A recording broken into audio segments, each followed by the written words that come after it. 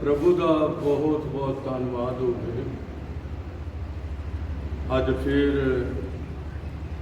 प्रभु के हजूरी विच तुहाडे सब दे सामने हाजिर हाँ और अज का संदेश है वो मूर्ति जिहड़ी नबूकदनेस्सर नूं विखाई गई। और ये दानियल का दूसरा अध्याय है और उसकी 31 आयत तो जाने के मैं पढ़ना शुरू करांगा ते प्रभु तुहानूं बहुत वड्डी किरपा दे। हे महाराज तुसां निगाह कीती तां की वेख्या पाई एक वड्डी मूरत है सी। वो मूरत जिहड़ी बलवंत सी जिहदी चमक अत उत्तम सी तुहाडे सामने खड़ी हुई अते उहदा रूप भयानक सी। रही वो मूरत उहदा सिर चोखे सोने दा सी। उहदी हिक ते उहदियां बाहां चांदी दियां सन। ਉਹਦਾ ਢਿੱਡ ਅਤੇ ਉਹਦੇ ਪੱਟ ਪਿੱਤਲ ਦੇ ਸਨ। ਉਹਦੀਆਂ ਲੱਤਾਂ ਲੋਹੇ ਦੀਆਂ ਅਤੇ ਉਹਦੇ ਪੈਰ ਕੁਝ ਲੋਹੇ ਦੇ ਤੇ ਕੁਝ ਮਿੱਟੀ ਦੇ ਸਨ। ਫਿਰ ਅਸੀਂ ਜੋ ਇਹ ਭੇਤ ਭਰੀਆਂ ਗੱਲਾਂ ਜਿਹੜੀਆਂ ਬਾਈਬਲ ਦੇ ਅੰਦਰ ਹਨ ਉਹਨਾਂ ਵਿੱਚੋਂ अज एक भेत जिहड़ा है जो बाबल के पातशाह नबूकदनेस्सर नूं एक सुपना आउंदा है और उस सुपने विच एक मूरत नूं वेंदा है। सुपना भुल जाता है पर उसनूं सुपने तो डर लग गया होया। सुपना उन्हें वेख्या पर जदों उठ्या सवेरे ते सुपना सारा ही भुल गया। हुण अपने जादूगरां अते मंत्रियां नूं और सारे जिहड़े अगम ज्ञानी सन उन्हां सारिआं नूं उन्हें बुलाया ते उन्हें ये गल आखी है भी तुसीं मैनूं दसो भी मैनूं सुपना किहड़ा आया ते सुपने का अर्थ की है। हुण इह कोई भी दस नहीं सी सकता पर नबूकदनेस्सर एक कौड़ा राजा सी। उन्हें कहा कि जिन्ने जादूगर ने जिन्ने दूसरे ने उन्हां सारिआं नूं कतल कर दो और उन्हां सारिआं दे उत्ते दानियल नूं ठहराया होया सी। तो दानियल ने जलादां दे सरदार नूं ये आख्या भी पातशाह दे हुक्म विच इन्नी काहली क्यों हो रही है। मैनूं थोड़ा जा समा दिता जाए और मैं राजे नूं उहदा सुपना भी दसांगा और सुपने का अर्थ भी दसांगा। तो मेरे अजीजो जद जलादां दे सरदार अरियोक ने दानियल नूं समा दे दिता और दानियल और सदरक मेशक ते अबदनगो ये चारे मनुख इकट्ठे हुए ने और ये खुदा की हजूरी विच टिक गए। 2 दिन टिके ने 3 दिन टिके ने लिखत नहीं है पर इन्ना हैगा कि वो यहोवा परमेश्वर के सामने गोटियां परने हो गए और वो भेत वो सुपना जिहड़ा सी वो दानियल दे उत्ते प्रगट हो गया। जद दानियल दे उत्ते प्रगट हो गया वो सुपना और वो मूर्त भी ਪ੍ਰਗਟ ਹੋ ਗਈ ਤੇ ਉਹਦਾ ਅਰਥ ਵੀ ਪ੍ਰਗਟ ਹੋ ਗਿਆ। ਤੇ ਉਹਨੇ ਡੈਨੀਅਲ ਨੇ ਕਿਹਾ, ਮੈਂ ਰਾਜੇ ਨੂੰ ਦੱਸ ਸਕਦਾ ਹਾਂ ਕਿ ਉਹਦਾ ਸੁਪਨਾ ਕੀ ਹੈ ਔਰ ਸੁਪਨੇ ਦਾ ਅਰਥ ਕੀ ਹੈ। ਮੈਂ ਦੱਸ ਸਕਦਾ ਹਾਂ, ਆਕਾਸ਼ ਦੇ ਪਰਮੇਸ਼ਰ ਨੇ ਮੇਰੇ ਉੱਤੇ ਪ੍ਰਗਟ ਕਰ ਦਿੱਤਾ ਔਰ ਅਰਯੋਗ ਜਲਾਦਾਂ ਦਾ ਸਰਦਾਰ ਛੇਤੀ ਨਾਲ ਦਾਨੀਏਲ ਨੂੰ ਲੈ ਕੇ ਤੇ ਰਾਜੇ ਦੇ ਹਜ਼ੂਰ ਚਲਾ ਗਿਆ। ਔਰ ਰਾਜੇ ਨੇ ਉਸ ਨੂੰ ਪੁੱਛਿਆ ਔਰ ਉਸ ਨੇ ਉਹਨੂੰ ਸੁਪਨਾ ਵੀ ਦੱਸਿਆ ਔਰ ਉਹ ਮੂਰਤ ਵੀ ਦੱਸੀ ਤੇ ਉਹਦਾ ਅਰਥ ਵੀ ਦੱਸਿਆ। ਸਾਡਾ ਮੈਸੇਜ ਸ਼ੁਰੂ ਹੋ ਗਿਆ ਹੈ ਔਰ ਲਿਖਿਆ, हे ਮਹਾਰਾਜ, ਤੁਸੀਂ ਨਿਗਾਹ ਕੀਤੀ ਤਾਂ ਕੀ ਵੇਖਿਆ? ਭਾਈ ਇੱਕ ਵੱਡੀ ਮੂਰਤ ਹੈ ਸੀ। ਉਹ ਮੂਰਤ ਜਿਹੜੀ ਬਲਵੰਤ ਸੀ, ਜਿਹਦੀ ਚਮਕ ਅਤ ਉੱਤਮ ਸੀ, ਤੁਹਾਡੇ ਸਾਹਮਣੇ ਖੜੀ ਹੋਈ ਅਤੇ ਉਹਦਾ ਰੂਪ ਭਿਆਨਕ ਸੀ। ਰਹੀ ਉਹ ਮੂਰਤ, ਉਹਦਾ ਸਿਰ ਚੋਖੇ ਸੋਨੇ ਦਾ ਸੀ ਔਰ ਉਹਦੀ ਹਿੱਕ ਤੇ ਉਹਦੀਆਂ ਬਾਹਾਂ ਚਾਂਦੀ ਦੀਆਂ ਸਨ। ਉਹਦਾ ਢਿੱਡ ਪਿੱਤਲ ਦਾ ਅਤੇ ਉਹਦੇ ਪੱਟ ਵੀ ਪਿੱਤਲ ਦੇ ਸਨ ਅਤੇ ਉਹਦੀਆਂ ਲੱਤਾਂ ਲੋਹੇ ਦੀਆਂ ਅਤੇ ਉਹਦੇ ਪੈਰ ਲੋਹੇ, ਜਾਣੇ ਕਿ ਉਂਗਲੀਆਂ ਲੋਹੇ ਅਤੇ ਮਿੱਟੀ ਦੀਆਂ ਰਲੀਆਂ ਹੋਈਆਂ ਸਨ। ਜਦ ਇਹ ਸੁਪਨਾ ਡੈਨੀਏਲ ਨੇ ਪ੍ਰਗਟ ਕਰ ਦਿੱਤਾ, ਦੱਸ ਦਿੱਤਾ, ਤੇ ਉਹ ਰਾਜਾ ਜਿਹੜਾ ਹੈ ਨਬੂਕਦਨਜ਼ਰ, ਉਹ ਚੋਖ ਕੇ ਦਾਨੀਏਲ ਦੇ ਪੈਰੀਂ ਡਿੱਗ ਪਿਆ ਔਰ ਦਾਨੀਏਲ ਨੇ ਕਿਹਾ, ਮੇਰੇ ਵਿੱਚ ਕੁਝ ਨਹੀਂ ਹੈ।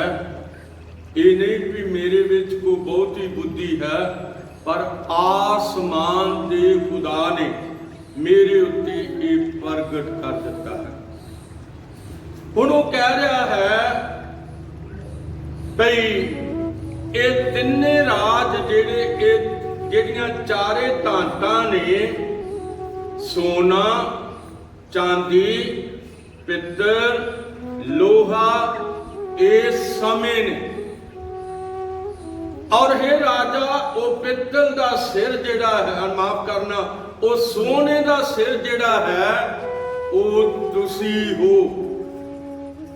ਔਰ ਤੁਹਾਡੇ ਮਗਰੋਂ ਇੱਕ ਰਾਜ ਉੱਠੇਗਾ। ਜਦੋਂ ਤੁਸੀਂ ਇਸ ਧਰਤੀ ਤੋਂ ਚਲੇ ਜਾਓਗੇ ਤੇ ਤੁਹਾਡੇ ਮਗਰੋਂ ਇੱਕ ਰਾਜ ਉੱਠੇਗਾ, ਪਰ ਉਹ ਤੁਹਾਡੇ ਬਰਾਬਰ ਦਾ ਨਹੀਂ ਹੋਵੇਗਾ, ਉਹ ਤੁਹਾਡੇ ਤੋਂ ਛੋਟਾ ਹੋਵੇਗਾ।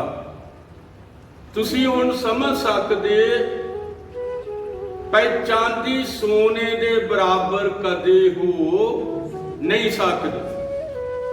ਔਰ ਇਹ ਸੋਨੇ ਦਾ ਸਿਰ ਬਾਬਲ ਹੈ ਔਰ ਇਹ 600 BC ਦੇ ਅੰਦਰ ਇਹ ਕੀ ਕਹਿਣਾ ਚਾਹੀਦਾ ਹੈ ਕਿ ਇਹਨੇ ਯਰੂਸ਼ਲਮ ਨੂੰ ਘੇਰ ਲਿਆ ਸੀ ਚਾਰ ਚੁਫੇਰੋਂ।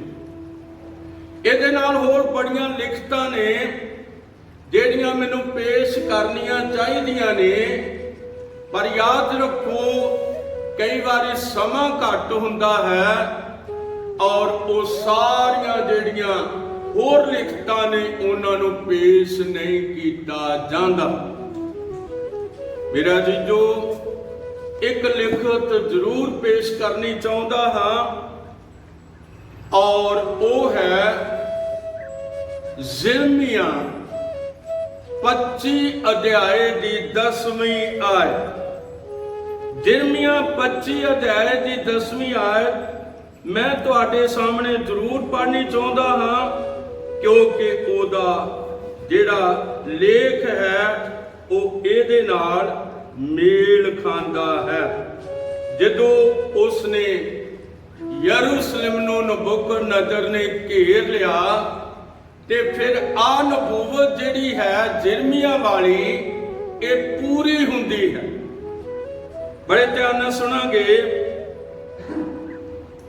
ਨਾਲੇ ਮੈਂ ਉਹਨਾਂ ਵਿੱਚੋਂ ਖੁਸ਼ੀ ਦੀ ਆਵਾਜ਼, ਆਨੰਦ ਦੀ ਆਵਾਜ਼, ਲਾੜੇ ਦੀ ਆਵਾਜ਼, ਲਾੜੀ ਦੀ ਆਵਾਜ਼, ਚੱਕੀਆਂ ਦਾ ਸ਼ੋਰ ਅਤੇ ਬੱਤੀਆਂ ਦੀ ਲੋ ਮਿਟਾ ਦਿਆਂਗਾ ਅਤੇ ਸਾਰਾ ਦੇਸ਼ ਵੀਰਾਨ ਅਤੇ ਉਜਾੜ ਹੋ ਜਾਵੇਗਾ।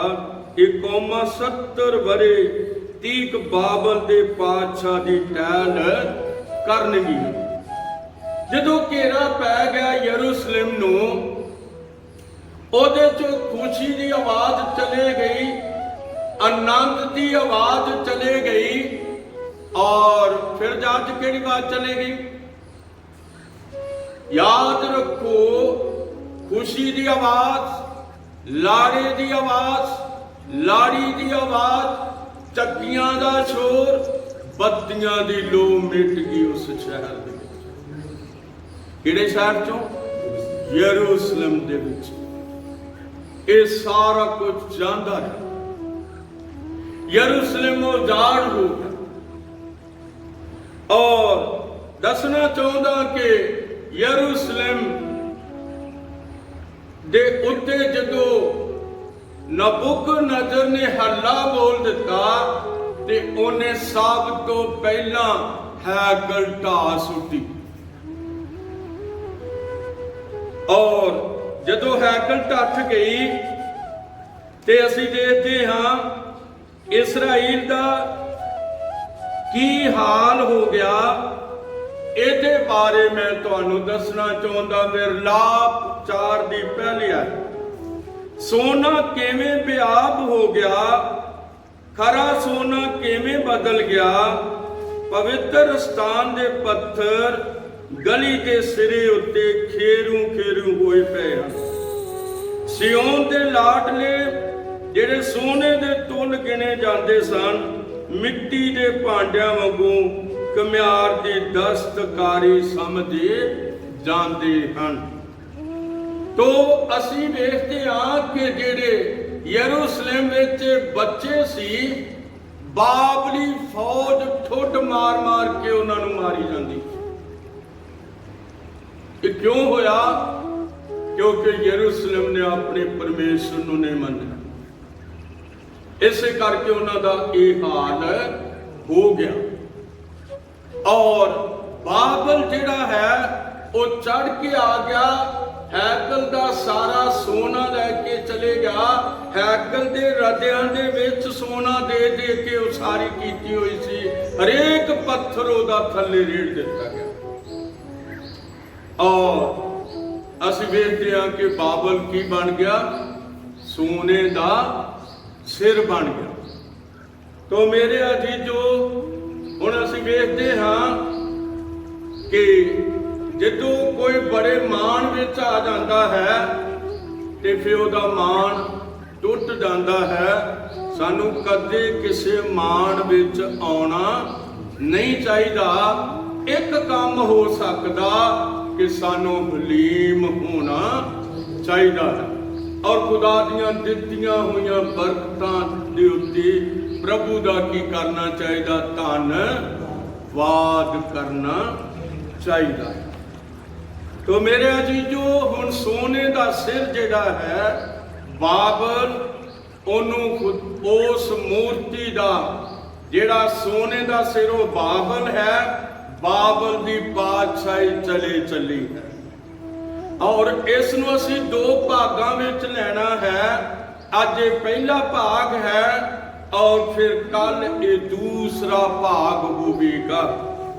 लो मैं तुहाडे सामने डैनियल की किताब पढ़नी चाहता हाँ और छेती नाल उत्थे तुहानू लैके जाना चाहता हाँ। और लिखत कहती है,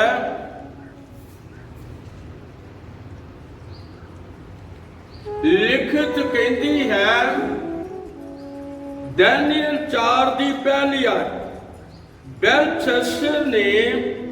बेलशस्सर राजा ने अपने 1000 प्रधानां दी वड्डी दौलत कीती अते उस 1000 दे सामने नशा पीता। बेलशस्सर ने नशा चखदे हुए आग्या दिती ਜੋ ਸੋਨੇ ਤੇ ਚਾਂਦੀ ਦੇ ਭਾਂਡੇ ਜਿਹੜੇ ਨਬੂਕਦਨਜ਼ਰ ਨੇ ਉਹਦੇ ਪਿਤਾ ਨੇ ਯਰੂਸ਼ਲਮ ਦੀ ਹੈਕਲ ਵਿੱਚੋਂ ਕੱਢੇ ਸਨ ਲਿਆਂਦੇ ਜਾਣ, ਅਤੇ ਰਾਜਾ ਤੇ ਉਹਦੇ ਪ੍ਰਧਾਨ ਅਤੇ ਉਹਦੀਆਂ ਰਾਣੀਆਂ ਤੇ ਉਹਦੀਆਂ ਰਖੇਲੀਆਂ ਉਹਨਾਂ ਵਿੱਚੋਂ ਨਸ਼ਾ ਪੀਣ। ਅੱਜ ਵੀ ਤੁਹਾਡੀਆਂ ਅੱਖਾਂ ਦੇ ਸਾਹਮਣੇ ਇਸ ਤਰ੍ਹਾਂ ਹੋ ਰਿਹਾ ਹੈ। ਲੋਕ ਨਸ਼ੇ ਨੂੰ ਪਹਿਲਾ ਮਤਲਬ ਸਥਾਨ ਦੇ ਰਹੇ ਨੇ, ਔਰ ਅਸੀਂ ਅੱਗੇ ਨਹੀਂ ਵਧਣਾ ਚਾਹੁੰਦੇ। ਇਹੀ ਦੱਸਣਾ ਚਾਹੁੰਦਾ, ਜਦੋਂ ਬਾਬਲ ਦੇ ਰਾਜ ਦਾ ਅੰਤ ਹੋਣ ਲੱਗਾ ਤੇ ਉਦੋਂ ਵੀ ਨਸ਼ੇ ਨਾਲ ਹੀ ਹੋਇਆ ਸੀ। ਔਰ ਫਿਰ ਨਸ਼ਾ ਕਾਹਦੇ ਚ? ਪਵਿੱਤਰ ਹੈਕਲ ਦੇ ਪਵਿੱਤਰ ਭਾਂਡਿਆਂ ਵਿੱਚ ਜਿਹੜੇ ਸੋਨੇ ਅਤੇ ਚਾਂਦੀ ਦੇ ਸਨ, ਉਹ ਲਿਆਂਦੇ ਗਏ। ਔਰ ਫਿਰ ਜਦੋਂ ਲਿਆਂਦੇ ਗਏ ਤੇ ਉਹਨਾਂ ਵਿੱਚ ਰਾਜੇ ਨੇ ਨਸ਼ਾ ਪੀਤਾ, ਉਹਦੇ ਪ੍ਰਧਾਨਾਂ ਨੇ ਨਸ਼ਾ ਪੀਤਾ, ਔਰ ਉਹਦੀਆਂ ਰਾਣੀਆਂ ਨੇ ਨਸ਼ਾ ਪੀਤਾ, ਉਹਨਾਂ ਦੀਆਂ ਰਖੇਲੀਆਂ ਨੇ ਨਸ਼ਾ ਪੀਤਾ। ਕਿ ਖੁਦਾ ਵੇਖ ਨਹੀਂ ਸੀ ਰਿਹਾ? ਖੁਦਾ ਉੱਪਰੋਂ ਵੇਖ ਰਿਹਾ ਸੀ। ਔਰ ਹੁਣ ਉਸਨੇ ਇਸ ਸੋਨੇ ਦੇ ਸਿਰ ਦਾ ਕੀ ਕਰ ਦੇਣਾ ਹੈ? ਨਾਸ਼ ਹੋਣਾ ਹੈ, ਕਿਉਂਕਿ ਇਹ ਰਾਜ ਧਰਤੀ ਦੇ ਉੱਤੋਂ ਮਿਟ ਜਾਣਾ ਹੈ। ਮੇਰੇ ਅਜੀਜ਼ੋ, ਵਚਨ ਕਹਿੰਦਾ ਹੈ ਕਿ ਜਦੋਂ ਉਹ ਕੱਢ ਕੇ ਲਿਆਏ, ਔਰ ਤੀਸਰੀ ਆਇਤ ਤੁਹਾਡੇ ਸਾਹਮਣੇ ਰੱਖਣੀ ਚਾਹੁੰਦਾ, ਸੋਨੇ ਦੇ ਭਾਂਡਿਆਂ ਨੂੰ ਜਿਹੜੇ ਪਰਮੇਸ਼ਰ ਦੇ ਭਵਨ ਦੀ ਹੈਕਲ ਵਿੱਚੋਂ ਜੋ ਯਰੂਸ਼ਲਮ ਵਿੱਚ ਹੈ ਕੱਢੇ ਗਏ ਸਨ ਲਿਆਏ, ਅਤੇ ਰਾਜਾ ਤੇ ਉਹਦੇ ਪ੍ਰਧਾਨਾਂ, ਉਹਦੀਆਂ ਰਾਣੀਆਂ ਅਤੇ ਉਹਦੀਆਂ ਰਖੇਲੀਆਂ ਨੇ ਉਹਨਾਂ ਵਿੱਚੋਂ ਪੀਤੀ। ਉਹਨਾਂ ਨੇ ਸ਼ਰਾਬ ਪੀਤੀ, ਉਹਨਾਂ ਨੇ ਸੋਨੇ, ਚਾਂਦੀ, ਪਿੱਤਲ ਤੇ ਲੋਹੇ ਦੇ ਤੇ ਪੱਥਰ ਦੇ ਦੇਵਤਿਆਂ ਦੀ ਕੀ ਕੀਤੀ? ਪੂਜਾ ਕੀਤੀ। ਫਿਰ ਕੀ ਹੋਇਆ? ਮਹਿਲ ਦੇ ਵਿੱਚ ਸੀ ਇਹ ਸਾਰਾ ਆਯੋਜਨ, ਔਰ ਮਹਿਲ ਦੀ ਚੂਨੇਦਾਰ ਕੰਧ ਦੇ ਉੱਤੇ ਇੱਕ ਹੱਥ ਪ੍ਰਗਟ ਹੋਇਆ। ਇਹ ਹੱਥ ਕਿਹਦਾ ਸੀ? ਇਹ ਹੱਥ ਯਹੋਵਾ ਪਰਮੇਸ਼ਰ ਦਾ ਸੀ। ਯਹੋਵਾ ਪਰਮੇਸ਼ਰ ਨੇ 3 ਵਾਰੀ ਆਪਣੇ ਹੱਥ ਨਾਲ ਲਿਖਿਆ। ਇੱਕ ਵਾਰੀ ਉਸਨੇ 10 ਹੁਕਮ ਲਿਖ ਕੇ ਦਿੱਤੇ ਸਨ, ਔਰ ਦੂਸਰੀ ਵਾਰੀ ਉਹਨੇ ਕੰਧ ਦੇ ਉੱਤੇ ਲਿਖਿਆ, ਤੇ ਤੀਸਰੀ ਵਾਰੀ ਜਦੋਂ ਦੇਹ ਵਿੱਚ ਆਇਆ ਸੀ ਤੇ ਉਹਦਾ ਨਾਮ ਯੀਸ਼ੂ ਰੱਖਿਆ ਗਿਆ, ਉਦੋਂ ਉਸਨੇ ਥੱਲੇ ਨੀਂਹ ਕੇ ਘੱਟੇ ਦੇ ਉੱਤੇ ਲਿਖਿਆ ਸੀ। ਕੀ ਲਿਖਿਆ ਸੀ? ਕਿਉਂਕਿ ਉਹ ਇੱਕ ਔਰਤ ਨੂੰ ਲੈ ਕੇ ਆਏ ਸੀ ਜੋ ਪਾਪ ਵਿੱਚ ਫੜੀ ਗਈ, ਔਰ ਉਹ ਫੈਸਲਾ ਕਰਨ ਆਏ ਸਨ, ਔਰ ਉਹ ਉਹਨੂੰ ਮਾਰਨਾ ਚਾਹੁੰਦੇ ਸੀ। ਉਹ ਕਹਿੰਦੇ ਵੀ ਅਸੀਂ ਮਾਰ ਕੇ ਇਹਨੂੰ ਦੇਣਾ, ਪਹਿਲਾਂ ਯੀਸ਼ੂ ਕੋਲੋਂ ਪੁੱਛ ਲਈ। ਇਹ ਪਾਪ ਵਿੱਚ ਫੜੀ ਗਈ ਹੈ, ਪਹਿਲਾਂ ਯੀਸ਼ੂ ਕੋਲੋਂ ਪੁੱਛ ਲਈ। ਜਦੋਂ ਯੀਸ਼ੂ ਮਸੀਹ ਦੇ ਸਾਹਮਣੇ ਉਹਨੂੰ ਲੈ ਕੇ ਆਏ, ਉਹ ਕਹਿੰਦੇ ਵੀ ਇਹਦੇ ਬਾਰੇ ਤੇਰਾ ਕੀ ਖਿਆਲ ਹੈ? ਉਸਨੇ ਥੱਲੇ ਨੀਂਹ ਕੇ ਲਿਖ ਦਿੱਤਾ। ਕੀ ਲਿਖਿਆ? ਉਹਨਾਂ ਸਾਰਿਆਂ ਨੇ ਪਾਪ ਲਿਖੇ ਜਿਹੜੇ ਪੱਥਰ ਮਾਰਨਾ ਚਾਹੁੰਦੇ ਸੀ। ਉਹਨੇ ਖਲੋ ਕੇ ਕਿਹਾ, ਜਿਹਨੇ ਕਦੇ ਪਾਪ ਨਹੀਂ ਕੀਤਾ ਉਹ ਪਹਿਲਾ ਪੱਥਰ ਮਾਰੇ। ਹੁਣ ਸਾਰੇ ਪਾਪੀ ਅਪਰਾਧੀ ਸਨ, ਪੱਥਰ ਹੱਥਾਂ 'ਚ ਫੜੇ ਹੋਏ ਸੁੱਟ ਕੇ ਭੱਜ ਗਏ। ਜਦੋਂ ਭੱਜ ਗਏ ਤੇ ਯਿਸੂ ਮਸੀਹ ਨੇ ਉਸ ਔਰਤ ਨੂੰ ਕਿਹਾ, ਬੀਬੀ ਤੈਨੂੰ ਕਿਸੇ ਨੇ ਮਾਰਿਆ ਤੇ ਨਹੀਂ? ਕਹਿੰਦੀ ਨਹੀਂ। ਕਹਿੰਦਾ ਜਾ ਫਿਰ ਮੁੜ ਕੇ ਪਾਪ ਨਾ ਕਰੀ। ਮੇਰੇ ਅਜੀਜ਼ੋ, ਇਹ ਦੂਸਰੀ ਵਾਰੀ ਦੀ ਲਿਖਤ ਹੈ ਜਿਹੜੀ ਕੰਧ ਉੱਤੇ ਲਿਖਤ ਹੈ, ਔਰ ਇਸ ਦਾ ਸੰਦੇਸ਼ ਜਿਹੜਾ ਹੈ ਸਾਡੇ ਯੁੱਗ ਦੇ ਨਬੀ ਨੇ ਦਿੱਤਾ ਹੈ, ਔਰ ਉਹਦਾ ਨਾਮ ਰੱਖਿਆ ਹੈ ਕੰਧ ਉੱਤੇ ਲਿਖਤ। ਔਰ ਇਹ ਲਿਖਤ ਕੌਣ ਲਿਖ ਰਿਹਾ ਹੈ? ਇਹ ਯਹੋਵਾ ਪਰਮੇਸ਼ਰ ਲਿਖ ਰਿਹਾ ਹੈ। ਔਰ ਮੇਰੇ ਅਜ਼ੀਜ਼ੋ, ਜਦੋਂ ਉਹ ਲਿਖ ਰਿਹਾ ਹੈ ਤੇ ਅਸੀਂ ਦੇਖਦੇ ਹਾਂ ਰਾਜ ਦੇ